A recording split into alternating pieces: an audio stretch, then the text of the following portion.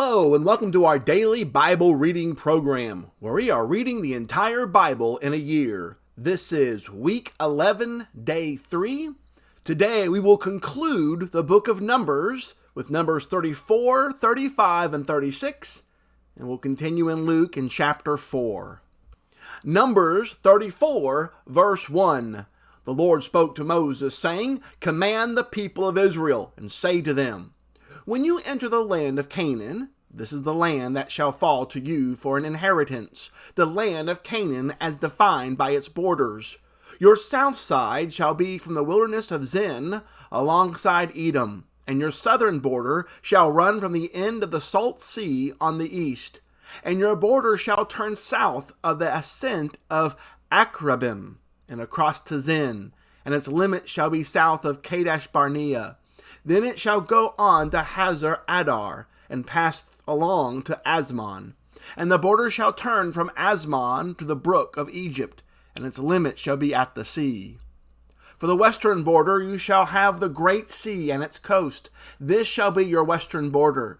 This shall be your northern border. From the great sea you shall draw a line to Mount Hor. From Mount Hor you shall draw a line to Lebo Hamath. And the limit of the border shall be at Zedad. And the border shall extend to Zephron, and its limit shall be at Hazar Enan. This shall be your northern border. You shall draw a line from your eastern border, from Hazar Enan to Sepham. And the border shall go down from Sepham to Riblah, on the east side of An. And the border shall go down and reach to the shoulder of the sea of Chinnereth on the east.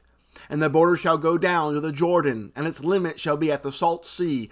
This shall be your land as defined by its borders all around.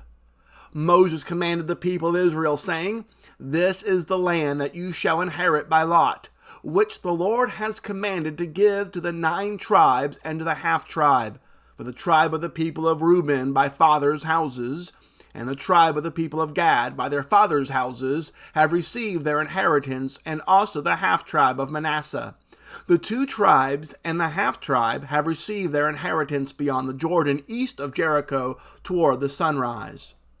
The Lord spoke to Moses, saying, These are the names of the men who shall divide the land to you for inheritance: Eleazar the priest, and Joshua the son of Nun. You shall take 1 chief from every tribe to divide the land for inheritance.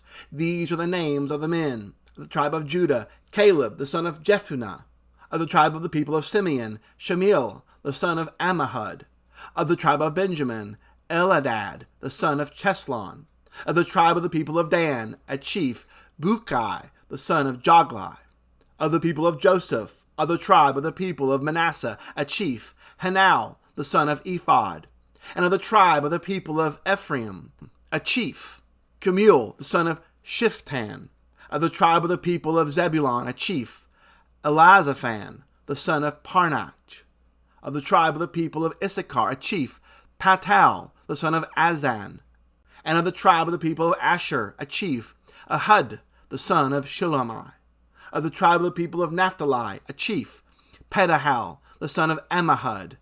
These are the men whom the Lord commanded to divide the inheritance for the people of Israel in the land of Canaan. Numbers 35, verse 1.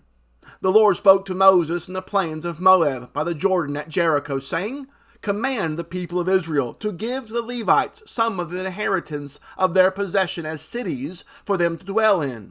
And you shall give the Levites pasture lands around the cities.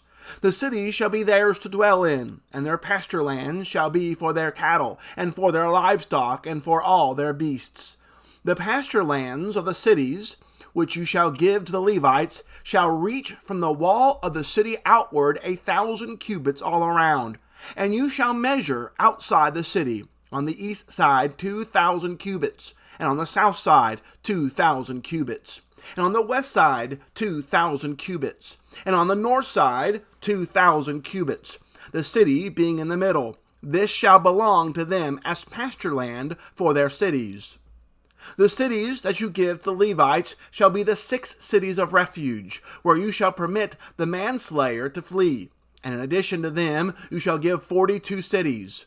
All the cities that you give to the Levites shall be 48, with their pasture lands.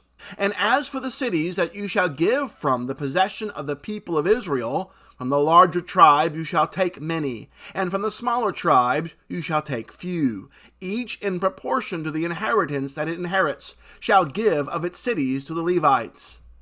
And the Lord spoke to Moses, saying, Speak to the people of Israel, and say to them, When you cross the Jordan into the land of Canaan, then you shall select cities to be cities of refuge for you, that the manslayer who kills any person without intent may flee there. The cities shall be for you a refuge from the avenger, that the manslayer may not die until he stands before the congregation for judgment. And the cities that you give shall be your 6 cities of refuge. You shall give 3 cities beyond the Jordan, and 3 cities in the land of Canaan, to be cities of refuge. These 6 cities shall be for refuge for the people of Israel, and for the stranger, and for the sojourner among them, that anyone who kills any person without intent may flee there. But if he struck him down with an iron object, so that he died, he is a murderer. The murderer shall be put to death. And if he struck him down with a stone tool that could cause death, and he died, he is a murderer. The murderer shall be put to death. Or if he struck him down with a wooden tool that could cause death, and he died, he is a murderer. The murderer shall be put to death. The avenger of blood shall himself put the murderer to death. When he meets him, he shall put him to death. And if he pushed him out of hatred, or hurled something at him, lying in wait, so that he died, or in enmity struck him down with his hand, so that he died, then he who struck the blow shall be put to death. He is a murderer. The avenger of blood shall put the murderer to death when he meets him. But if he pushed him suddenly without enmity, or hurled anything on him without lying in wait, or used a stone that could cause death, and without seeing him dropped it on him, so that he died, though he was not his enemy, and did not seek his harm, then the congregation shall judge between the manslayer and the avenger of blood in accordance with these rules. And the congregation shall rescue the manslayer from the hand of the avenger of blood. And the congregation shall restore him to his city of refuge, to which he had fled. And he shall live in it until the death of the high priest, who is anointed with the holy oil. But if the manslayer shall at any time go beyond the boundaries of his city of refuge to which he fled, and the avenger of blood finds him outside the boundaries of his city of refuge, and the avenger of blood kills the manslayer, he shall not be guilty of blood, for he must remain in his city of refuge until the death of the high priest. But after the death of the high priest, the manslayer may return to the land of his possession. And these things shall be for a statute and rule for you throughout your generations in all your dwelling places. If anyone kills a person, the murderer shall be put to death on the evidence of witnesses, but no person shall be put to death on the testimony of one witness. Moreover, you shall accept no ransom for the life of a murderer who is guilty of death, but he shall be put to death, and you shall accept no ransom for him who has fled to his city of refuge, that he may return to dwell in the land before the death of the high priest. You shall not pollute the land in which you live, for blood pollutes the land, and no atonement can be made for the land for the blood that is shed in it, except by the blood of the one who shed it. You shall not defile the land in which you live, in the midst of which I dwell, for I, the Lord, dwell in the midst of the people of Israel. Numbers 36, verse 1. The heads of the fathers' houses of the clan of the people of Gilead, the son of Machir, the son of Manasseh, from the clans of the people of Joseph, came near and spoke before Moses and before the chiefs, the heads of the fathers' houses of the people of Israel. They said, The Lord commanded my Lord to give the land for inheritance by lot to the people of Israel. And my Lord was commanded by the Lord to give the inheritance of Zelophehad, our brother, to his daughters. But if they are married to any of the sons of the other tribes of the people of Israel, then their inheritance will be taken from the inheritance of our fathers and added to the inheritance of the tribe into which they marry. So it will be taken away from the lot of our inheritance. And when the Jubilee of the people of Israel comes, then their inheritance will be added to the inheritance of the tribe into which they marry. and their inheritance will be taken from the inheritance of the tribe of our fathers. And Moses commanded the people of Israel according to the word of the Lord, saying, The tribe of the people of Joseph is right. This is what the Lord commands concerning the daughters of Zelophehad. Let them marry whom they think best. Only they shall marry within the clan of the tribe of their father. The inheritance of the people of Israel shall not be transferred from one tribe to another, for every one of the people of Israel shall hold on to the inheritance of the tribe of his fathers. And every daughter who possesses an inheritance in any tribe of the people of Israel shall be wife to one of the clan of the tribe of her father, so that every one of the people of Israel may possess the inheritance of his fathers. So no inheritance shall be transferred from one tribe to another, for each of the tribes of the people of Israel shall hold on to its own inheritance. The daughters of Zelophehad did as the Lord commanded Moses. From Mahlah, Tirzah, Hoglah, Milcah, and Noah, the daughters of Zelophehad, were married to sons of their father's brothers. They were married into the clans of the people of Manasseh, the son of Joseph, and their inheritance remained in the tribe of their father's clan. These are the commandments and the rules that the Lord commanded through Moses to the people of Israel in the plains of Moab by the Jordan at Jericho. Luke 4, verse 1. And Jesus, full of the Holy Spirit, returned from the Jordan and was led by the Spirit in the wilderness for 40 days, being tempted by the devil. And he ate nothing during those days. And when they were ended, he was hungry. The devil said to him, If you are the Son of God, command this stone to become bread. And Jesus answered him, It is written, Man shall not live by bread alone. And the devil took him up and showed him all the kingdoms of the world in a moment of time, and said to him, To you I will give all this authority and their glory, for it has been delivered to me, and I give it to whom I will. If you then will worship me, it will all be yours. And Jesus answered him, It is written, You shall worship the Lord your God, and him only shall you serve. And he took him to Jerusalem, and set him on the pinnacle of the temple, and said to him, If you are the Son of God, throw yourself down from here, for it is written, He will command his angels concerning you to guard you, and on their hands they will bear you up, lest you strike your foot against a stone. And Jesus answered him, It is said, You shall not put the Lord your God to the test. And when the devil had ended every temptation, he departed from him until an opportune time. And Jesus returned in the power of the Spirit to Galilee, and a report about him went out through all the surrounding country. And he taught in their synagogues, being glorified by all. And he came to Nazareth, where he had been brought up. And as it was his custom, he went to the synagogue on the Sabbath day and stood up to read.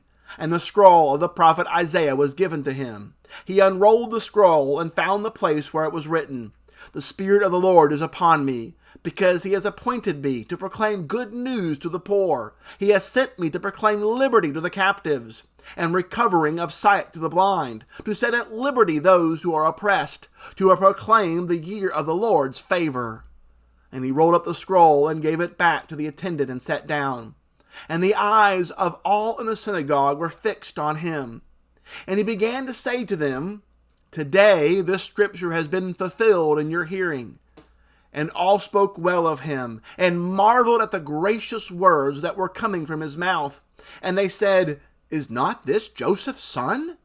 And he said to them, Doubtless you will quote to me this proverb, Physician, heal yourself. What we have heard you did at Capernaum, do here in your hometown as well. And he said, Truly I say to you, no prophet is acceptable in his hometown.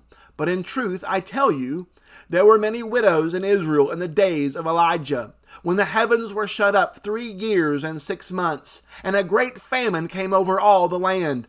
And Elijah was sent to none of them, but only to Zarephath, in the land of Sidon, to a woman who was a widow. And there were many lepers in Israel in the time of the prophet Elisha, and none of them were cleansed, but only Naaman the Syrian. When they heard these things, all in the synagogue were filled with wrath, and they rose up and drove him out of the town, and brought him to the brow of the hill on which their town was built, so that they could throw him down the cliff. but passing through their midst, he went away. And he went down to Capernaum, a city of Galilee, and he was teaching them on the Sabbath. And they were astonished at his teaching, for his word possessed authority. And in the synagogue there was a man who had the spirit of an unclean demon. And he cried out with a loud voice, "Ha! What have you to do with us, Jesus of Nazareth? Have you come to destroy us? I know who you are, the Holy One of God." But Jesus rebuked him, saying, "Be silent and come out of him." And when the demon had thrown him down in their midst, he came out of him, having done him no harm. And they were all amazed and said to one another, "What is this word? For with authority and power he commands the unclean spirits, and they come out." And reports about him went out in every place in the surrounding region. And he arose and left the synagogue and entered Simon's house. Now Simon's mother-in-law was ill with a high fever, and they appealed to him on her behalf. And he stood over her and rebuked the fever, and it left her. And immediately she rose and began to serve them. Now when the sun was setting, all those who had any who were sick with various diseases brought them to him. And he laid his hands on every one of them and healed them. And demons also came out of many, crying, "You are the Son of God." But he rebuked them and would not allow them to speak, because they knew that he was the Christ. And when it was day, he departed and went into a desolate place. And the people sought him and came to him, and would have kept him from leaving them. But he said to them, "I must preach the good news of the kingdom of God to the other towns as well, for I was sent for this purpose." And he was preaching in the synagogues of Judea. That concludes our reading for week 11, day 3. Join us tomorrow for week 11, day 4. We will begin the book of Deuteronomy with Deuteronomy chapters 1, 2, and 3. We'll read the 36th Psalm and Luke 5. As always, please share this page with others. Subscribe to our YouTube channel if you've not done so. Hit that notification bell. You'll be alerted whenever a new video is available. Thanks so much for joining us today. Have a great day.